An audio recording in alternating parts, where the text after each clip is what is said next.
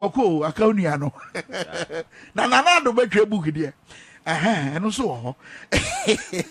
Opanyi ba ko a e bagaram se nkomo ya. What say look, ye di nkomo na ya chadwen. Nanso ofan bi wo ho a yenya ndiye no. A wa bafia maboni dia se wo beba no. Afere wanya ba. Mamoni di nchewe. Eye owura tete. Eye onuma. Wo executive director Emma Onuma Foundation. Eje onuma akwaba. Yeah, Bibia boko dia. Bibia boko. Nye gadamse nkomo nkwa na ebediu. Mate. Ye be wura West Africa. Na mo awo ho. ECOWAS wo ho. Na fe ye de gadamse awie. Mate. Aha. Ivan fa ye hyase. Ye te ye Ghana. Ye adwene ye ho. Na Ghana mo na semini ye twa na se bia emra na ne bedi na omo musika akem no. Ya hwe ne apo musika amomo.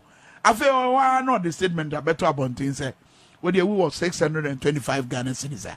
Brabetua utua mana na wabokwa bi na wasiesie wo no de wato serebe ya wonsa ebeka osika ese wasakra na no eka sese de ohia ne pin number bi ene ne honkroba frechenos amenso freche fred fosemo ache o madwen afa ho ache se omunyanya nka Ghana ban ene edi animu a wo boa amenya sesike sanse me ekoso odwen ho say avan I think it's Iraho because to be very honest with you, now me who left an babontina.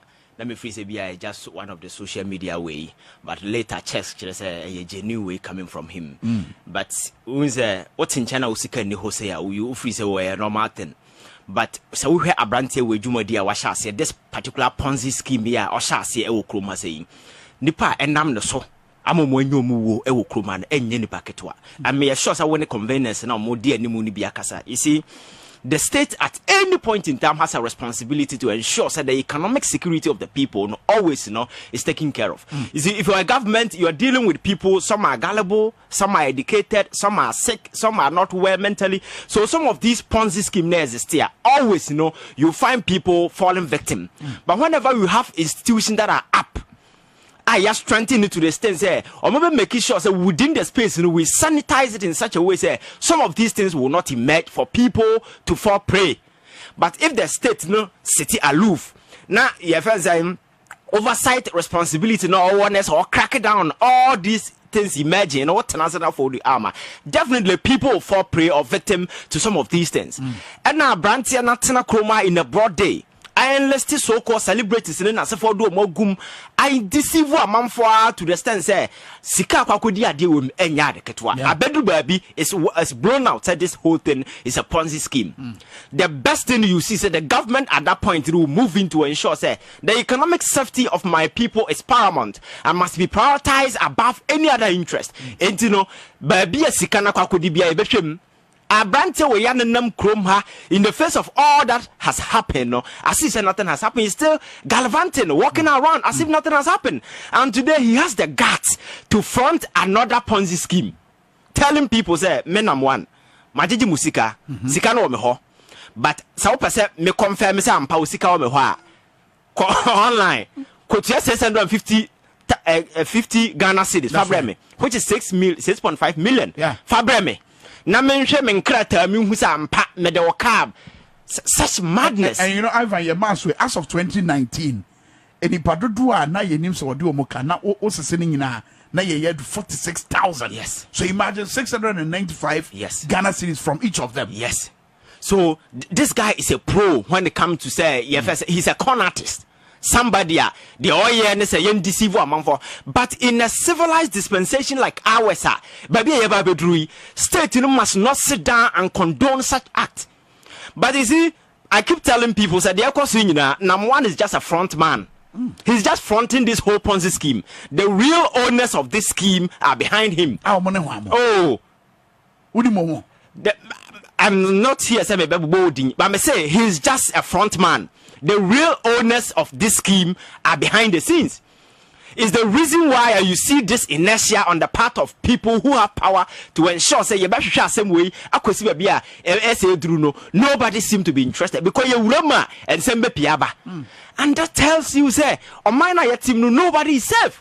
Because economically, so bank would do sika such an investment. All over and allow you play advert. so-called celebrities are all over. The guy, yes, he was operating in the dark. It was an open space. Yeah. He was on TV every day advertising. He was even called to various government functions. Sponsoring league, sponsoring political parties and other activities. At that point, nobody saw the need to question the source. But brain swear, dear Nasen Kutupa, because you are buying a Burema, I'm an Antwaswan Koswan Jumay. Yes, this is a guy who's supposed. This is a guy who's supposed to be behind bars. This is a guy at other prison. And as ye goes within us, it's been about 2 or 3 years. Now some will be a Kamwasem. So he's off the radar. So he feel emboldened. Ghana for the no more. So now that he has realized the system, no, crowd forget about him. No, he can moot a new scandal. Just to take advantage of the people, because now people are desperate. And to Bob on Timbaka say,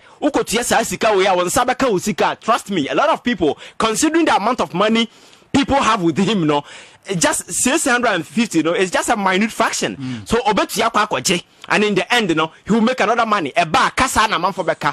I dear bet me stop it this guys to ensure say state in move in say ye taking no issue, no ya prosecute ya never be a man than they are to her. But this is the so this unwillingness, the sheer reluctance on the part of the state, say you go into this particular matter now. The guy feel emboldened. He thinks that he's above the law. Now, when I fraud over millions of Ghanaians, over billions of cities. Now, in the space of 3 years, nothing has happened to you. Still walk around with your shoulders high. The guy feel comfortable as if nothing has happened. His radio station, everything has been operating. I don't know whether it has been taken over. Yet now, I say, you're seizing the asset. There is no proof to justify those things. So the guy feels emboldened, and he still feels that he's still in charge of this Ponzi scheme. That's all wonderful. Wabra yen fanon call as a nibia. Oh my! I mean wonderful, but you see, sir, obia assemble yanko court. But the substance I factor it is out of that, and they analyze it to make informed decision based on this. Isn't it a fact? Isn't it a fact Isn't it a fact baby you said that thing is a Ponzi scheme? That's why I agree say what the sikane more boni be ni wom. Since when sikane wo he no de kwakọ mo but na say wo disika kwakọ mo obi a must you ask them to pay because nipa no me fa say me do ka 1 billion. Now see me metu 650 Ghana cedis not verify me. I don't want him from Misikanu now verify me. I want him from more. And that is what you're supposed to do. As a sensible person, that is what you do. But on him say and your verification be an oye and any true he's calling for new money because Sikano they want to sabi he also assigned aeroplane national. So he's just taking advantage of the people because system not compromising on to the sense that the state is not interested. Go and ask Attorney General say about the same and at this particular issue about on the radar for quite a long time you level it not sabi obianka hwasem na nipa musika kwakọ dim nipa mo nam Nam1's o mo nyo mo wo enye nipa keto mo mo bubu she dem o mo musika o mo pension sika o mo ko yes anema we anka mo expect say by now and come and come more returns they are home anchor state duty to ensure that they go to their aid. The attitude has been insensitive because Bekacho say we are greedy, but they forget that they have the responsibility to ensure that the economic safety and the welfare of the people will be safeguarded. That is why we have state institutions like Bank of Ghana and the Financial Intelligence Unit yes to be there to sanitize the space. Now if in the Panimfono Mudi and Nimunes you prosecute those things are not well now.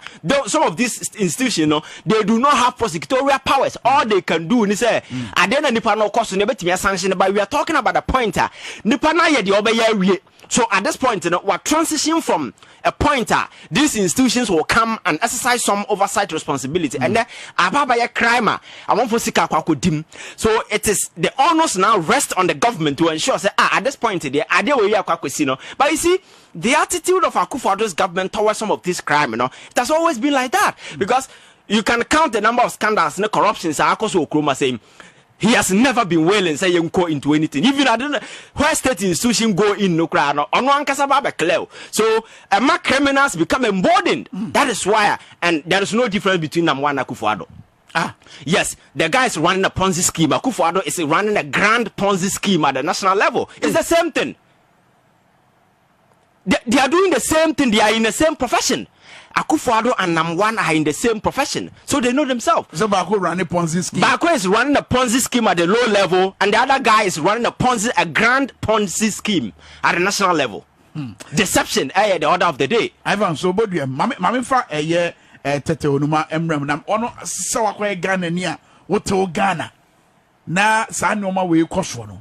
Oh, say, look, many, the mission near your bit, my one, Sarabaya, additional martial musicano, or Monsabaka musica. And then you bit my. Yo, Medasi Kwame. After so, Nyamishram. And ye Juma moye. Yeah, that's it. When management now, grounds will be as well mutium. More fire. Now, the woman is a some way 50 say Pijano. Ye be no more, ye dear want to was ye best shot dear Wogudum. Ye best share said ye Ghana mining a city. Ye dean ye na Ghana no come here say, Brofo ye dead to do. Brofo ye dead. Brofo. Awufo ni bia bokadi o mako school. But sa wo mungo sua nyansa no sabi. Ye ko sua kasa. Nyansa no ye ja no.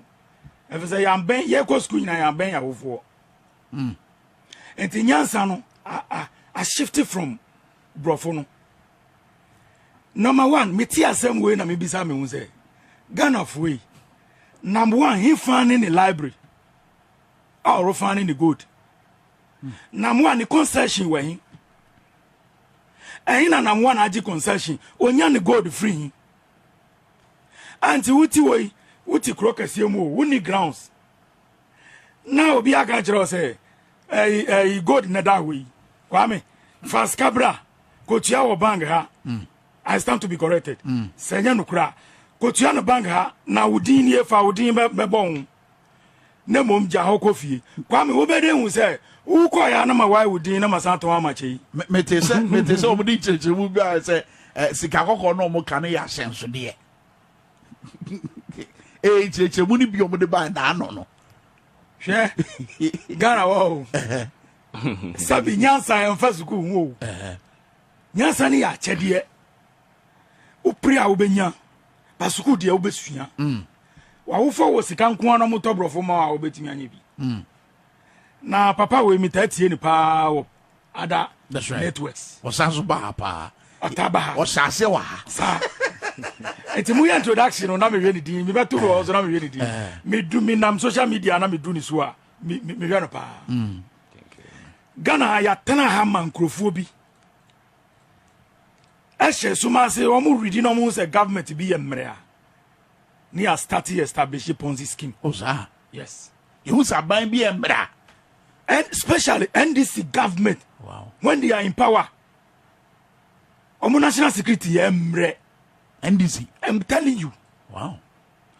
Obi ano money were various places. But when it comes to Ponzi scheme, omo shut down ready. You mean NDC and MPP? NDC. Okay. Sanyama we nyina shasia from NDC time. Obatini yasi KDM. Obatini yasi way. Yasi Nam1. And then the department be a team readers and me the business be backroom. Yeah, will be also checking me. Checking me background. Ni I started yusu. Once a party way, but no I started yusu in Vobio. Top political men be. Including the president. Including the president. I saw pictures. Na say Nam1 the MPP aban mu no exercise say ba. Sure. Nam1 dey share from 2014 2015. Oh sir. Me na mka kire wo. Go back na check na we. Satam na doom so crisis war man no mo no. Me nim empanyufo no na omu tension nyina akogina ho. Mintimi hu. Ba Nam1 share anche na DKM o sedan.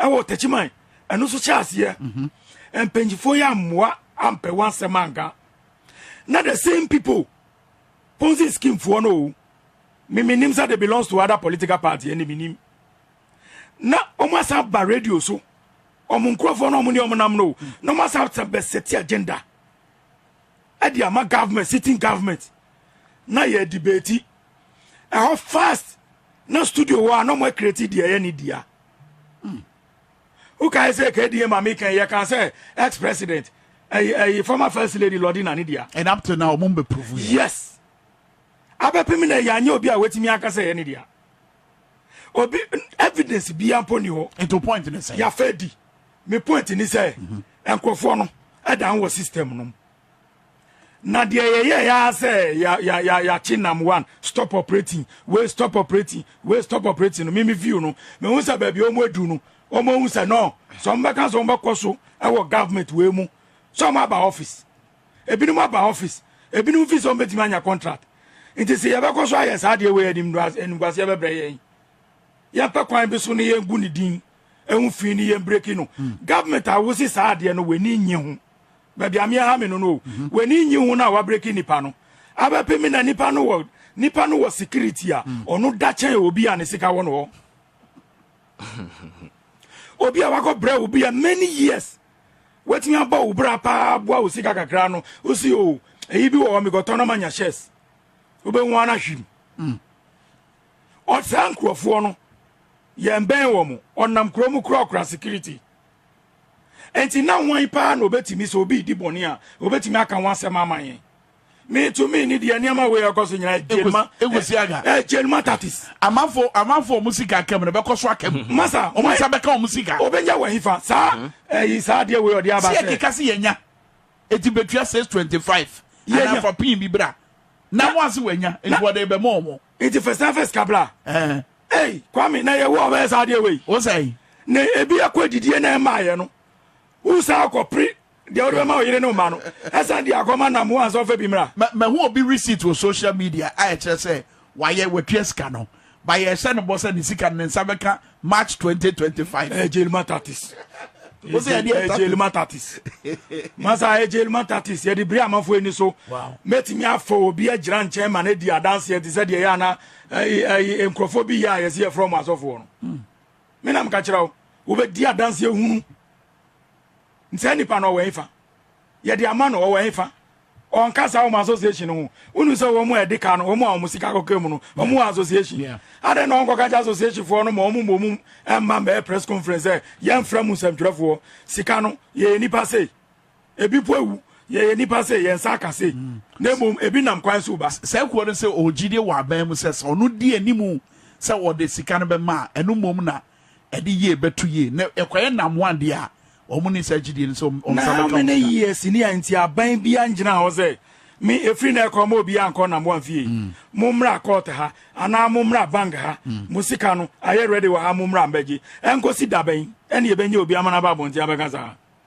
uni obi aba wodi no responsible obi ene obeti magina o musika no o maja o okay very well ye fa nkomo we ntwene ha at least for now na fe ye nwura de to aso na afsa na ya ba eye garam say nkomo no ebusu for dwaba so power 97.9 ba wo car na ekura no say ye SUV say saloon car say 4x4 say ye bus na no the bus ma driver vi say nkom fa 90 krom da bi oba nche ananse sam kwa no otro wo so de ohwa ni sika titi sabre a sika ho abeye den ye ne nyina ye da akwawe aswe Unicorn car rental say wo car no say register for 2018 ekosi 2023 a wo de jai na fa bibia bre no na car no won fa ma han na nya adwuma ma wo se de be ya sika be ba be di ubotom on de omo ye krogen omo ye omo no ma pepepe emra ma omo kwan so mutimi ye sa de wo car no so ye be bo ho ban ne ahwe se da ne da nyina no car no etiapo a eye adwuma e de ama hwehwe omo cha kwan omo garage kese pa ewo Legonsiashi Ghana Standards Authority in Chemu wa ubetima from 020-840-4000 020-840-4000 and our office kese wo Mevin Pick Hotel ewon kra we Unicorn car rentals and I say Memphasa and Kratui Emma Mobile House Healing Hand Wound Care Center e kuro bi abeda ho kotwa bi eda ho wo de ba omo nchanya ombehwe address no kama e de amount ade ba ko mo ya e de pa ene se wo betima ba ofie no am be ba catheter care e bia nanu ya ye de catheter ato be memu ometima be fie no ma be siesie no ma krakra ahwe na se bibia akoso kama e de amount omusan so ye general medical consultation so wode wo yade ho nsem ekoto doctor anim wo ye ewo Healing Hands Wound Care Center nanu ya eye surgery akoye ye ekura na kotwa abeda ho apese wodi ho dwuma wo de call Healing Hands Wound Care Center obeya eho adwuma kama e de amount friend opa no so kosi awia nwumre mu no 9 and oye adwuma free juada kosi memenda or Teshi First Junction on a Teshi Malcolm Dino in a D emotion from 055 3878 75882 055 3875 882 and at 055 324 8970. Healing Hands Wound Care Center. Also, we heal your wound. Afeyanko ECOWAS, Economic Community for West Africa State. Nyomo ye ediafa Niger home. Ebufu aba. Enkoma ye die se ECOWAS. Epese wo kire se wo gina brane na wo gina tia kudita eno ne botan tia wo ye se wo abra wo ye kasa kire no asrafo nso de omo ho a enche bia no se kasa kire na anya adwuma omo de omo beko ni che Ivan wo san komo yi sei yes de dikan mamenka se ye gina ba bia ye gina yin because ECOWAS has largely been irresponsible. As a mother organization, I am responsible for coordinating things within the sub-region. And the purposes for which ECOWAS was established, I'm sure, say, any analysis are clearly, say, they are off from their target. And it's the reason why even member states in the sub-region are losing faith in the establishment that have decided, say, they go the other way. So what happenings on the continent, and the indication you get, they say, if member states in Ukraine do not recognize ECOWAS, they do not respect the organization, because Mufri say its integrity is a bit compromised. Because the two aspects are to analyze the ECOWAS from economic and then from political. Economically, what has been the influence or the impact of your friend is saying ECOWAS? Because one of the your friend is saying from the charter, economic cooperation and coordination is one of the key things. Exactly. Trade, bilateral engagement, those things, besides what has been the state? All the African states, all the efforts here from poverty, however. Say Ghana, Ghana, $3 billion. None of the African countries, West African countries, in the Ghana, your friend is saying, you have to go to the Bretton Woods institutions, either IMF or World Bank. So at the end of the day, say Obi ya there, ECOWAS might then economic might in the United States of America. Oh yeah, rougher. They can sanction you because they have vast economic powers. The world financial system, look like they can clip you out. That's what they did to Russia and other countries. But Power bang, economic might bang na ECOWAS war, trade bang, even among ourselves. Do we even trade among ourselves? Because it is very easy to trade with European partners than to trade with our neighbors in Africa. So what has been the essence of ECOWAS? And this I mean make cool. Now ECOWAS catch them say was sanction me. What sanction and the economic sanction bang and what the sanction me when even trade among member countries, it is not there. Look at the deplorable economic state in Africa. How to say a bit empower member countries to ensure say poverty about your focus. Now ya the inshisha ya buy a bit me drive. When is that cool nearby in Niger are closing the border no? Ghana ya want when it comes to onion. That's right. Because Ghana as a country, your land from Tamale to Hohoi to Huayno every year. Let me be specific. The year 2021, Ghana de Sicilia da pa mako 33 and a quarter away $1 million. Mako. Ghana the $33 million and a quarter jene about Kruma 1 year. Now out of this money, $21 million went to Niger. So it means that you did a No. I'm telling you, sir, these are things you don't need to go outside. Because if you want to ensure the economic may can't Eddie Casache or point to say Yendi Huja. No, but here's a case but trade at the global level or money to goes beyond Jane and as for no more. These are things that in your country, you are supposed to produce them. So you don't even take dollars from your country to go and buy those things. And this is a Ghana fat over $33 million in a year. What's a Ghana we show? And what your term as at 2021, you had over $52 million ekoto mo ba kroma we are seeing na amanya omo kra mo pa Ghana we are seeing na to 13 in the year 2021. That is the state I home. So measures burning share ben ye de ba say agriculture at the last scale no yen yesabe betime push ye nkrofo akom se be ya sabi some of these things no sika no beka kroma ECOWAS. What has been the role? Member countries are not doing all these things. But cool na doso because when the political aspect of it no so no enema nsan koye. Some of the member countries like Alassane Ouattara, you saw what happened in Cote d'Ivoire. The circumstances are LED to his coming. This guy had the guts and the infantry to massage the constitution, gave himself another lifeline. ECOWAS Sanchez, but now everybody sat aloof and watched him. And this joke of an ECOWAS, no say assembly na ye ko baby. Delegation, now the same joker Alassane Ouattara is part of the delegation. He said, "Onkon kasachire obi." Yente kroma na Guinea. Afa kondi ba no, o try first term, second term. And also a massage constitution give himself another 5 years. Ayato abama na wafa kwambia so asia wene. Abana wene ye no, eno chi na brante ne chi ne she dem dombo ya no. So you see, so in the event here ekoso nyina ECOWAS the rule is saying and always extending to the other mother body which is the your friend saying African Union. Omunyina they've all failed us because some of the countries unse Cameroon ebe higher. They are supposed to be ECOWAS but they are not part of it because Paul Biya he has been in power since 1986. Me ankasa kra na ye nwome. He has been since 1982 and now Museveni has been in power for 1986. Uganda.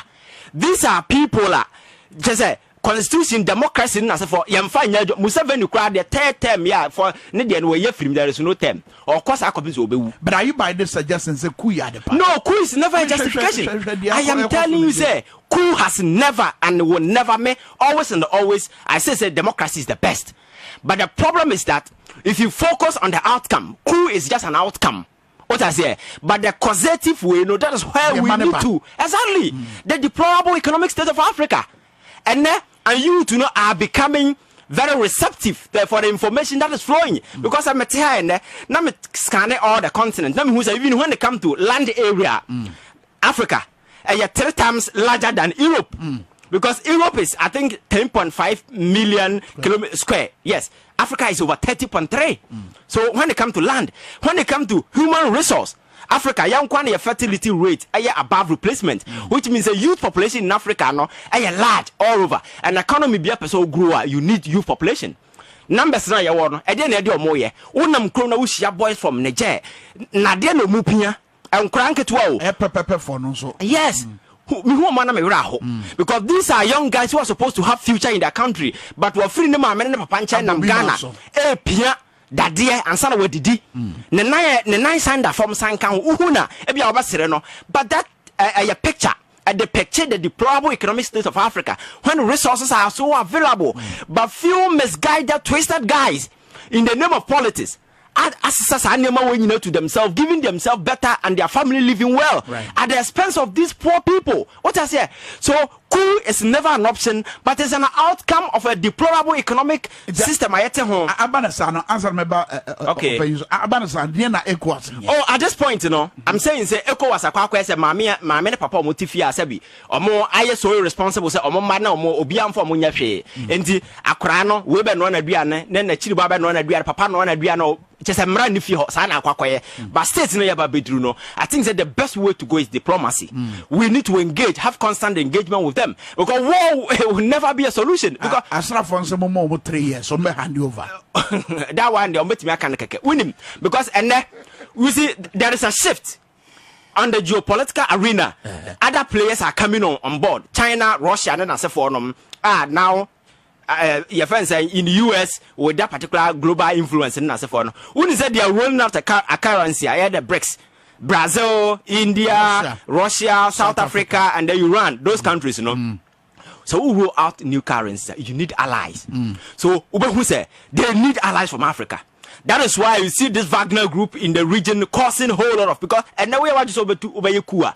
Then the resources, the military resources, those arsenals and the artillery now here, so very successful. They will provide you because once you truncate democracy, it means what disconnecting yourself from the West, and then the only ally standing is either Russia or China. Yeah. So that there is enough influence and motivation for countries to go. And then look at the block of my forming. It's a chain. Countries no more form your friend or my kuno or my form a block. And now they are threatening says ECOWAS, the military bar. They are ready. At the end of the day, it will cause an explosion. What I said.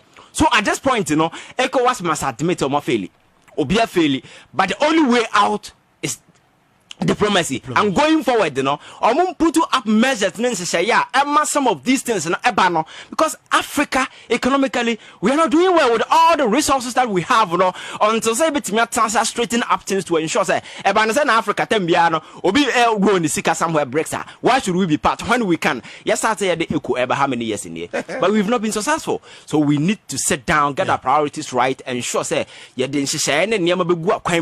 betimi aboyen ama sabi African independence na yeso ye pen na sabi economic way na man for be live better no. That is the only way because anya try and information available boys no tena so no check or google no who natural resources neman na se form wa they will begin to ask questions and out of that question no that will give that particular distance. Ejoduma wa bra me ba on chain no ye ko ase ye Niger for Asra for you mo say oh mo de makan yate mo ma mfie miensa ye de be ma eye civilian government e de na kire Ediana economic community for West Africa state one Asra for no modi omo kono eno ne beboa ana kasachire te said the Ivan Ekano and a kasachire no kradia na chese be ye adwuma especially wo gina ye ya Asra for yesi yo me da say me de ekosu nyina ne de ai ya say e before ye mpa nokure te say nokure ye duro man papa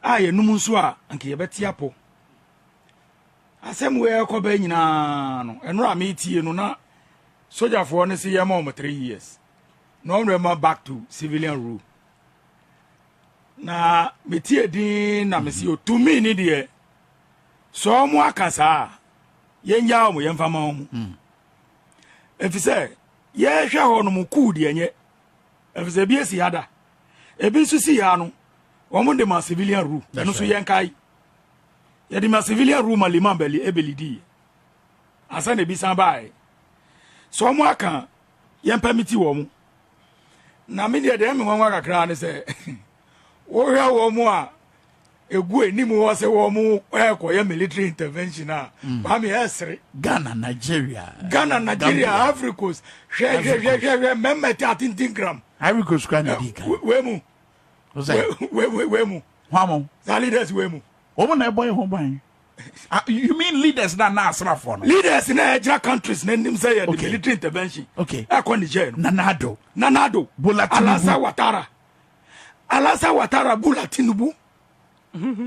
Tinubu ECOWAS chairman o see ECOWAS chairman yeah on da ECOWAS Asra for na no Mamandi Daboya oye ku wo Guinea otu wa Fakonde no Alasa Watara ni nanado ko excellency kai pa ade no man sa mo chibium omuko tu member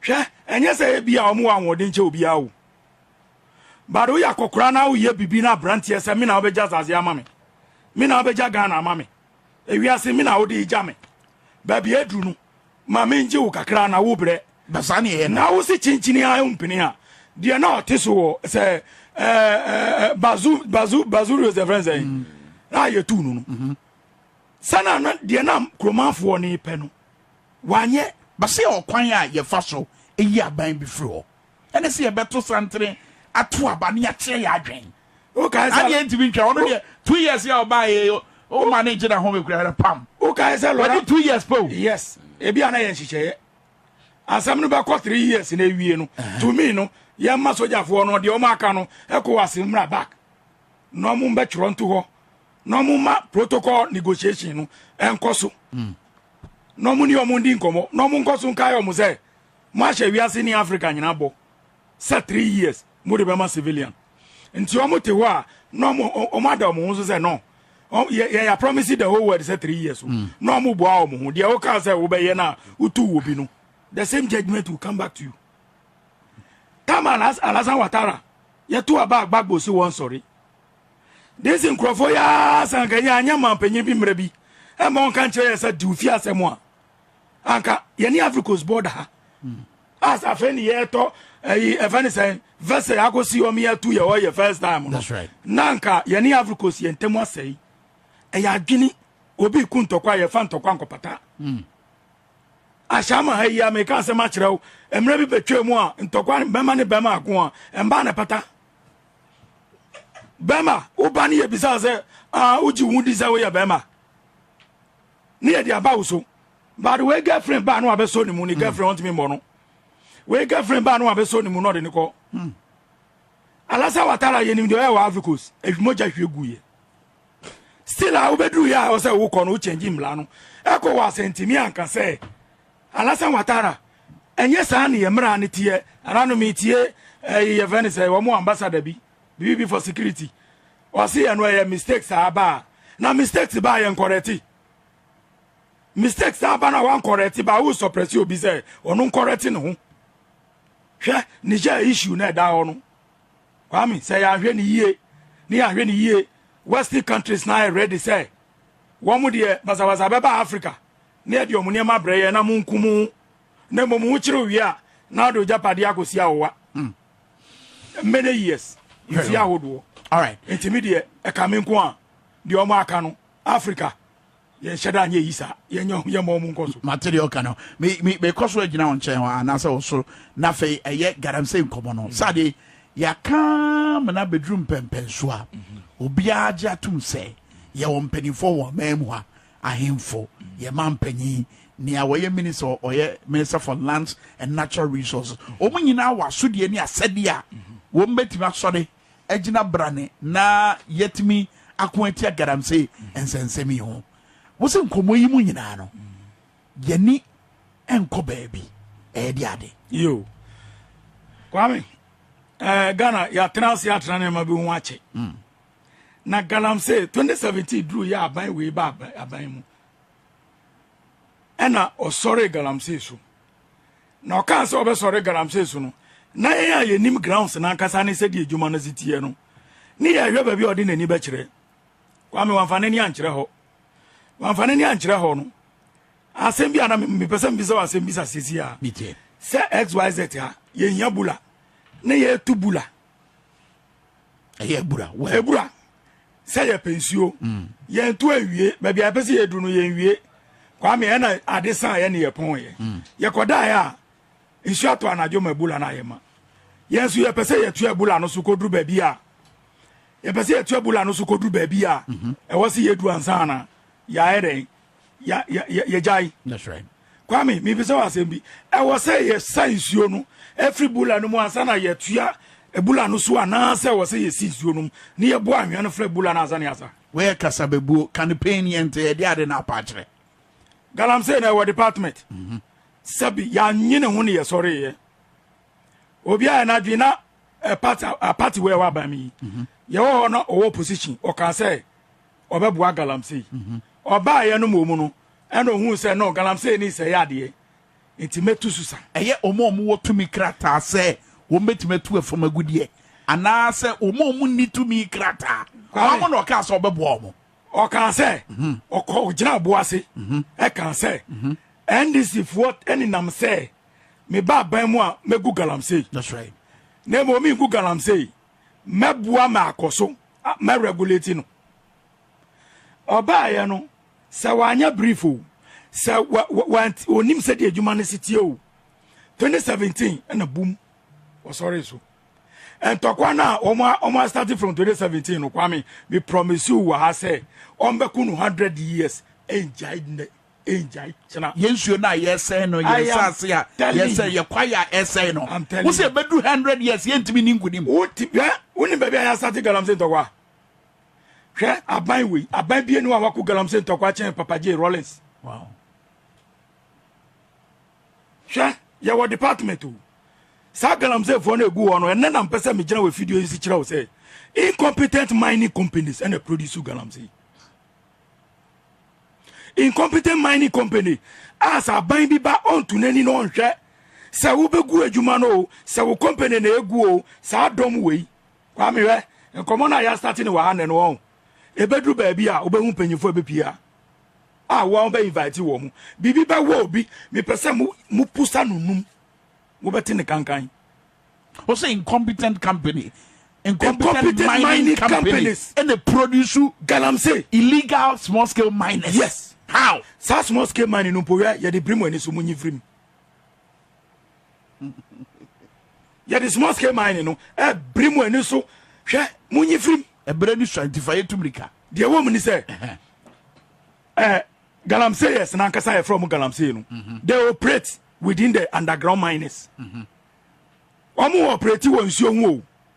Omo operate wo underground mining. Omo mining rock. Omo na galamsey fo aye nimu omo. Mining no ya omo types 3. Ya omo 3 types. Ya wa alluvial mining. Ya wa rock mining. And ya wa surface mining. And alluvial mining follow within the surface mining.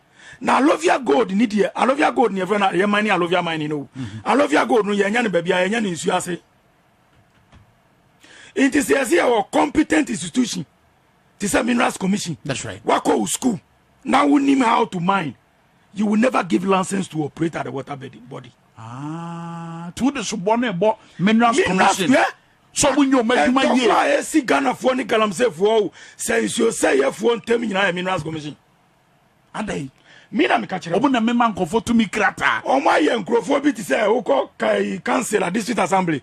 Now ko building permit. Oni mu site bo be mo permit. Sa wo ko CSC street mu emfa no ho. Me pese mu me to ama mu nsɛmtwerɛfoɔ any journalist. Yam pusa no nom ne yɛnte ne kankan. Okay. Minerals Commission. Say ye pese science yo na say ni jaya. Okay. Yamba Minerals Commission be bo bia ma ne license din. Okay, where your first part. Ni aka no what the beba betwa so. Yes. What the Subone Bo Minerals Commission. E ho na osusu say e was ye di ani kira na Ivan Wabra ye den common eba na we ya. Yeah, I think galamsey fight it go beyond. Yes, institutions have a role to play. But you see play number play ni na estemme from the ye friend saying yeah nhyehyɛ aban no de begu akwam mu. And makase galamsey fight no be successful. It must stem from the political willingness on the part of amanfo a ɔmo aban mu. Say yes, see abosa yes galamsey no ye be see anokwan. And it's a winya sabotage so then you roll out a plan, a very comprehensive one. And you get kaka because my culture said galamsey no has been a source of livelihood for a lot of people for a long period, generation to generation. And do sorry and nessa and to galamsey. Those people will fight till they die because that is source I had to feed your family. So as a government, when the militia now roll out a plan or you factor all these things into consideration, say, okay, what will be the substitute? Oko boasia majority of the youth no galamsey say nema na say yakase you mo free ho na ade che on beba because the soldiers will not live there forever. You understand? So the substitute now what they ban say you create economic opportunities, incentive available. Say ya we know from galamsey no they have other things doing. That is the only way. But go to these mining areas and look at the economic state there. Adwuma kura bi no when you be and ababe we say galamsey na ekoso no even politicians na nkasa kra na agege concession na ye sha chire na ye ton ne mama amanfo yete asawan na asefo nom stories ye fa amanfo from China giving them the resources na asefo who are not supposed to even own concessions no ya de momo abu pretty. So the complicity of the political establishment in this whole thing is overwhelming. So the willingness will never be there on the part of anybody. Say you're fighting galamsey. Even in 100 years because there is no definitive plan aimed at combating this thing. As a obia and while they are doing it, behind the scenes, these are the very people who have a vested interest in this mining activities. Now, Kroma Yakasa Bobo galamsey campaigns are winimomo. Winimam voting. To me, should buy say all mining in a forest. Friends, a reserve area. No, the president himself went there and claimed himself the Bonibia Mineral Commission in other way already has given us a dossier. Say indeed the guy was mining in those areas. The president cleared him. Since then, what is we are taking up that particular issue? So political willingness is not there. Ivan, Medwa say Ivan Che innocent no and onwa may sure say Unkomo ya fair ya shase no yebekɔ so ato so kyeyam wa yebo etuntun sansan na yebesa ato nka wa bra wo de eno so ebra ye medo ase ene obra wunyamai Ivan so medo ase pa etiefo ne ahwefo medam nyina ma se mensa aka promo no nia wotwa to a wono so nensa aka sika eye